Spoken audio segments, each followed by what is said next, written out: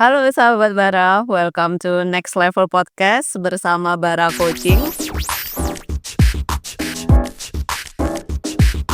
Kali ini saya Indah Purwanto seperti biasanya bersama Coach Han di sini yang akan ngobrolin sekarang itu tentang SOP, Coach. SOP.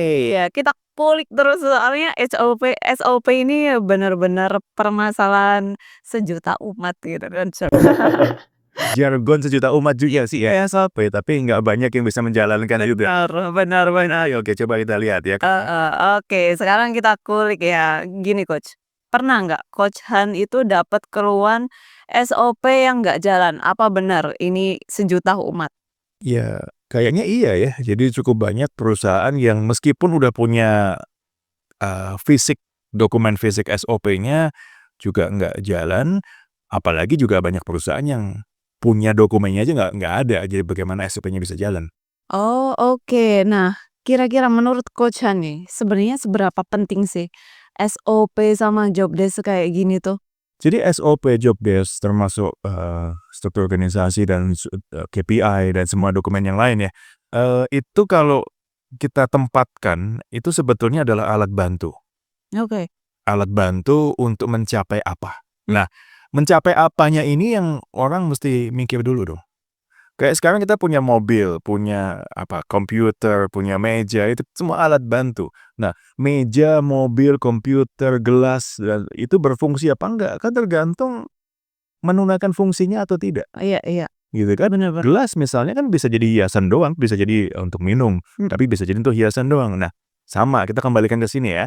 Jadi yang bikin seringkali SOP itu nggak jalan, sebetulnya adalah karena visi misi perusahaan itu nggak jelas.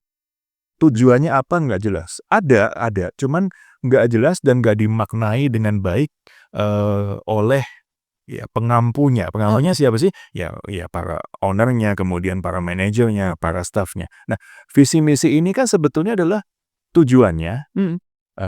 lalu alat bantunya kan cukup banyak antara lainnya SOP tadi. Iya.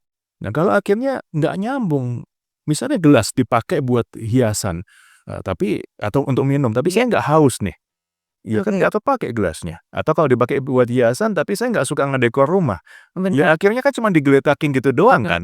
Nah, Iya. padahal gelasnya atau dokumen, benda itu ada. Nah, jadi nomor satu sebetulnya ketika SOP nggak jalan, saya nggak ke sana. Oke.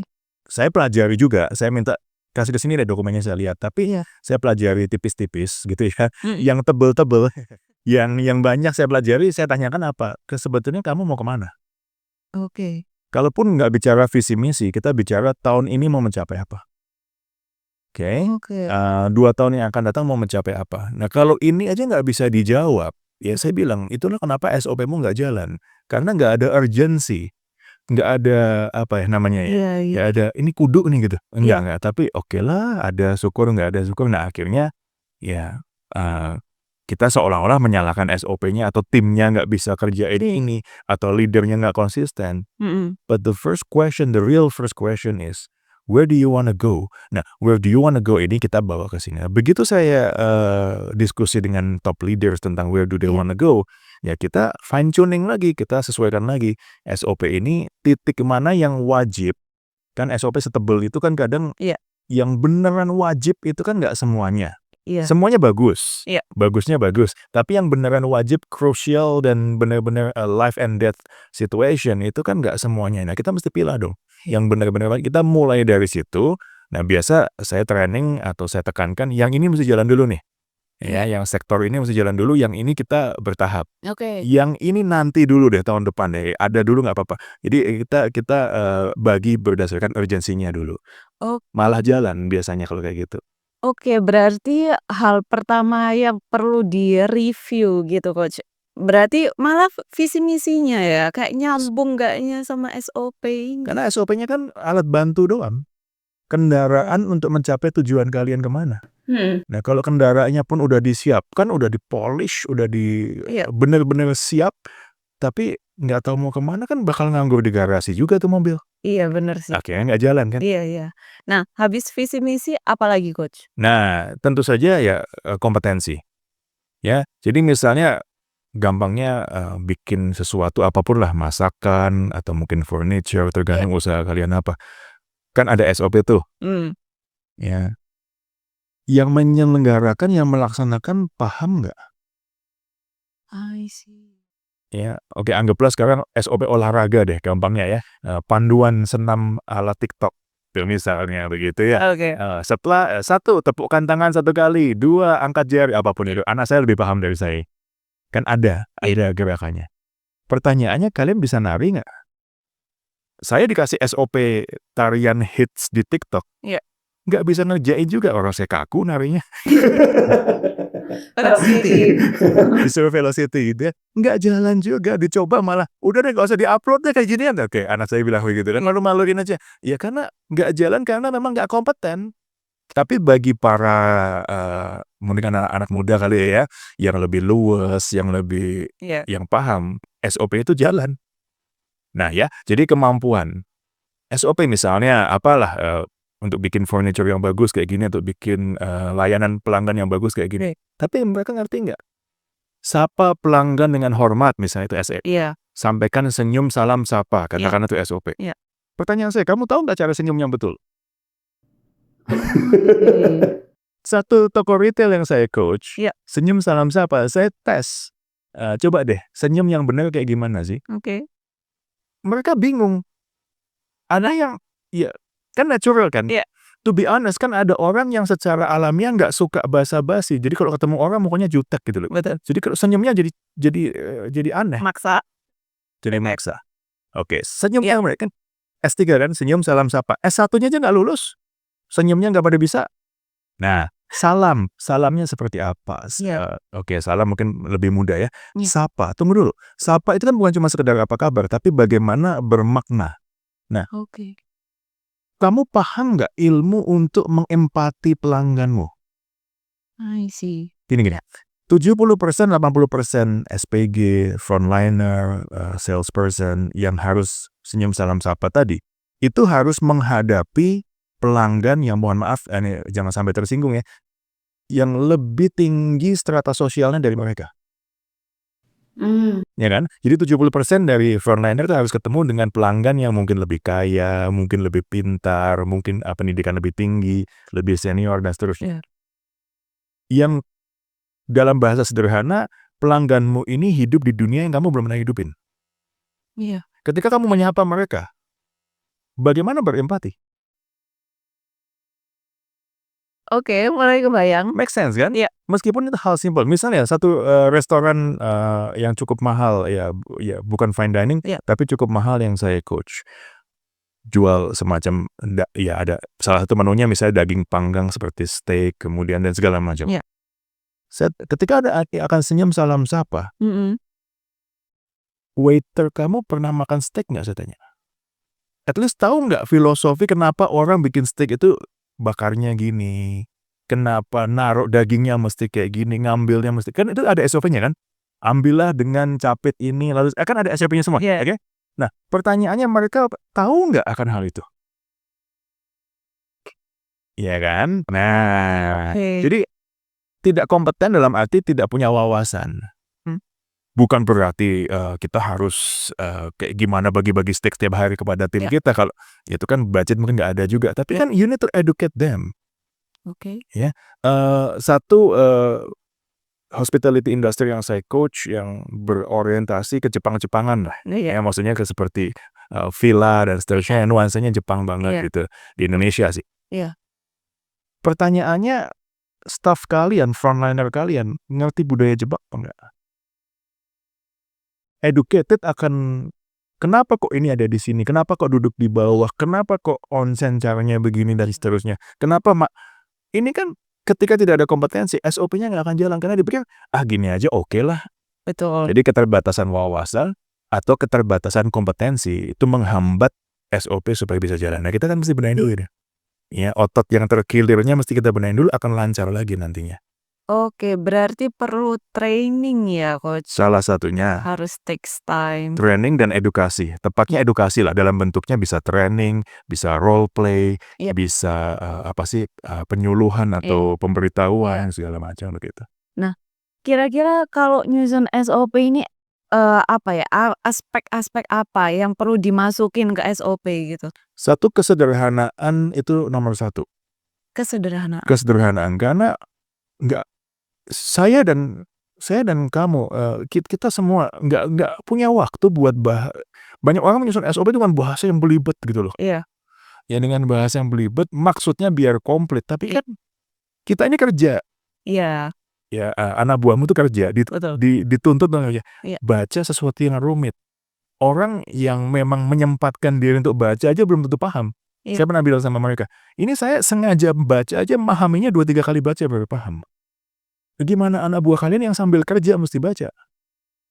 Oke, Benar. kesederhanaan nomor satu, clarity, simplicity, kesederhanaan, clarity, kejelasan itu juga sangat penting. So simplicity and clarity itu sangat penting. Yang bisa dibikin sederhana jangan dibikin rumit. Nah, Oke. para penyusun SOP ini kadang-kadang juga nggak ngerti bagaimana menyederhanakan. Mereka tahu dia menuangkan isi kepalanya. Nah, Iya. tapi diedit lagi lah, direvisi lagi, di apa sih namanya? Iya. Prosesnya itu ya, Iya. supaya sederhana. Kalau ada waktu dilengkapi dengan alat bantu berupa gambar, foto, itu lebih baik. Oke. Tapi ngambil fotonya pun yang benar dong. Iya. Ya, nah misalnya. Jadi kesederhanaan supaya orang itu bisa itu dokumen yang tebel. Mhm. Kita 2/3, 2/3 kita waktu sekolah dulu buku aja dokumen nggak pernah dibaca nih. Bener kan? Termasuk saya sih. Iya. Jarang dibaca. Iya. Jadi kan bisa dibilang bahwa 2/3 dari angkatan kerja kita itu nggak biasa baca. Udah nggak biasa baca, kita kasih sesuatu yang tebel, yang bikin bosen, yang susah dipahami. Gimana bisa jalan itu SOP? Wih, penting juga ya. Nah, ya simplicity, clarity itu penting. Nah, habis itu ada lagi? Habis itu harus dilengkapi dengan namanya role play.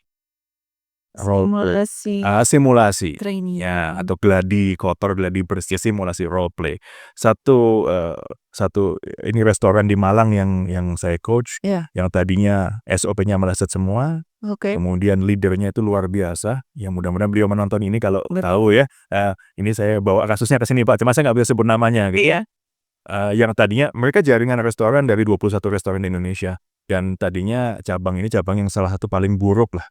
Ya, kinerjanya berdasarkan kinerja. Sekarang menjadi salah satu yang diteladani. Kenapa? Karena leadernya itu setiap hari tidak pernah absen menjalankan role play. Cara buka pintu yang benar. Oke. Cara ngelap meja yang benar. Kan ada jam-jam sepi tuh. Iya. Ya, kan kita buka jam 9, mungkin pelanggan baru mulai makan jam 1, Iya. 11 jam berapa. Iya. Kan ada jam-jam sepi. Itu dipakai untuk role play, cara menyapa tamu yang benar, cara upsell yang benar, cara bawa nampan yang betul, cara berdiri yang betul, gitu kan. Cara memberikan kode, misalnya kan kalau ada tamu kan kita nggak sopan, coba dong sama tamu. Iya. Iya. Cara memberikan Betul. kode yang sama-sama orang bisa pahami. Nah, hal-hal kayak gini ketika diterapkan simple sih, tapi konsistensi melahirkan sesuatu yang lebih daripada diharapkan. Nah, ketika orang yang tahu, maka dia akan sebetulnya dia nggak hafal isi SOP-nya apa, tapi dia bisa menerapkan SOP tersebut karena di role play-kan. Kan yang penting bagi kita diterapkan, bukan dia hafal SOP. Betul. Hafal lebih bagus, Iya. tapi yang paling penting diterapkan. Nah, ini seringkali meleset juga nih Kak. Oh, berarti leadernya langsung ya yang ngasih Iya. contoh. Iya. Keren sih. Dan nggak bisa satu kali. Mana ada orang profesional yang kerja satu kali. Iya. Atlet manapun masih push up tiap hari meskipun ototnya udah jadi. Oke. Penyanyi manapun masih do re mi Iya. latihan vokal setiap hari meskipun vokalnya udah keren. Iya. Ya kita kerja juga role play tiap hari dong, latihan Iya, tiap hari dong. betul. Nah, berarti tadi sudah kesederhanaan, terus habis itu langsung learning by doing. Ya, SOP itu. simplicity, clarity, dan role play. Iya. Ada poin lagi nggak coach yang Nah, penting? poin yang berikutnya ini, kadang-kadang ada dilema nih Kak, ada situasi yang kadang-kadang nggak bisa ikut SOP. Iya benar. Iya kan? Iya benar. Nah, berarti memang mesti ada ruang untuk improvement atau inovasi. Oke. Jadi jadi memang leader itu harus diberikan wawasan tentang tujuan perusahaan itu apa, yang paling penting apa, karena kadang-kadang nggak bisa ikut SOP. Misalnya ketemu pelanggan yang kebutuhannya tidak sama dengan kebutuhan orang lain. Iya. Ketemu pelanggan yang karakternya beda dengan selama ini sehingga tuntutannya beda. Iya. Ketemu situasi force major misalnya, gitu kan. Ini ada jalan ditutup sehingga harus pengirimannya caranya berubah misalnya. Itu kan nggak bisa dihindari. Iya. Maka leader, ini mesti leader yang ambil call. Nah. Ya, leader itu mesti dilatih untuk mengerti alternatif-alternatifnya apa dengan memahami tujuannya tersampaikan. Oke. Termasuk perhitungan cost segala macam, perhitungan benefit cost and benefit analysis ya. Iya. Sehingga orang tahu, oke, saya ganti ini deh karena ini. Jadi ketika SOP itu sengaja dilanggar, tujuannya tetap adalah menyampaikan visi misi atau tujuan tadi. Iya. Alright? Nah, Iya. hukumnya bagaimana, Coach? Kalau saya bilangnya begini, you need to systemize the routine and humanize the exception. Jadi yang rutin systemize the routine, humanize, manusiakan yang memang perkecualian itu. Iya. Cuman komposisinya seharusnya nggak lebih dari 80-20. Jadi 80 rutin persen, Iya. 20% exception. Harusnya nggak lebih dari 20%. Iya dong, namanya perkecualian, Iya. namanya sesuatu yang di luar nalar. Tertentu aja kan. Itu kan tertentu doang, paling banyak 20%. Iya. Kalau sampai lebih dari 20% berarti memang nggak ada SOP. Nah, berarti rutinnya yang perlu dibenerin. Oke. Atau memang usaha Anda sangat, ya kan ada 1-2 klien saya yang usahanya itu sangat, disesuaikan dengan kebutuhan pelanggan. Iya. Sangat tailor made. Nah, kalau itu memang, ya itu lain cerita lah gitu, Iya. eksesinya banyak. Tapi kan nggak semua usaha kayak gitu. Betul. Semua bisnis kan banyaknya memang 80% itu bisa disistemasikan sebagai sesuatu yang rutin, hanya 20% yang di luar nalar, kes-kes tertentu. Benar. Nah, ini sangat indikatornya. Kalau memang lebih sering yang di luar nalar terjadi, berarti SOP-nya perlu dibenerin. Tadi clarity-nya perlu ditambahin, role play-nya perlu ditambahin. Nah, ini insight yang perlu diterapin sih sebenarnya. Soalnya mau kapan lagi gitu kan, harus diterapin secepat mungkin. Yes. Secepat mungkin gitu. Nah, gimana nih kalau sahabat Bara SOP bisnisnya apakah udah aman apa belum? Oke, masih acak adut. Kalau belum coba dibenerin, kalau memang masih perlu diskusi biasanya di screen itu tim saya kasih QR code untuk talk to a coach. Jadi sebulan itu saya menganggarkan kurang lebih 3-4 session untuk berinteraksi. Jadi saya suka bersilaturahmi dengan banyak orang karena kan silaturahmi pembuka pintu rezeki. Betul. Nah, jadi memang sebulan itu saya menganggarnya di waktu senggang mungkin 3 atau 4 lah tergantung kuotanya, slotnya yang ada untuk berdiskusi. Jadi sahabat Bara yang nonton ini biasanya di tim ada QR code-nya itu, silakan di-scan. Kalau saya ada waktu, kita bisa diskusi langsung nih. Atau kalau enggak, tim saya yang lain, coach yang lain juga bisa melayani. Siapa tahu ada pertanyaan-pertanyaan yang butuh diajukan. Betul, sebenarnya udah ada di link deskripsi. Jadi kalau misal mau ngobrol sama coach, entah Coach Han, entah Coach Irwan, itu bisa tinggal diklik di link deskripsi gitu. Nah, kalau misal ada pendapat lain, bisa tulis di kolom komen atau mungkin request topik ke Coach Han. Siapa tahu ada yang bisa dibantu ya. Betul. So topiknya jangan cari jodoh aja, itu nggak menguasai kalau saya yang itu. Oh iya, beda jalur. Oke, nah ini sekian topik kita hari ini. Saya Indah Purwanto. Saya terima kasih atas undangannya dan kesempatannya. Saya Han Budiono. Salam Next level.